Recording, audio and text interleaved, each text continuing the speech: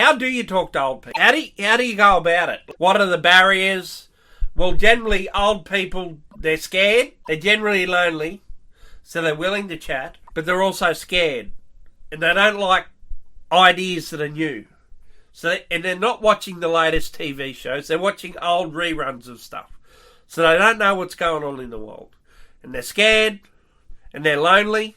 And you got to remember that. And also, they can't hear very well. So you got to speak very loudly. And generally, you stand over them so they can hear you. You stand over them and speak down to them. You speak down and with loud voice. And you say stuff like, "G'day! What's your life like?" And they'll respond generally by saying what sort of illnesses they have. And you can play along with that and say, "Oh, geez, that's no good, buddy. That's no good." Or you can try and have a bit of fun with them. And I tell you, they love talking about the past. This is a way you can take your mind off their illnesses and their pain and their suffering that they have in their old age.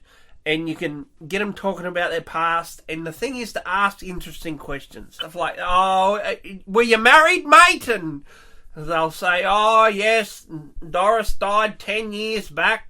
She was a lovely..." And say, "Oh, was she a good root?" And depending on what sort of a person this guy is, he's either going to respond to really being excited about this. "Oh, this guy wants to know about how my wife performed in the bedroom," and be really excited. Or he's going to be one of these blokes that's a real downer and see it as inappropriate, which you sort of want to find out quick, because you don't want to be around those guys who can't have a bit of fun, you know what I mean?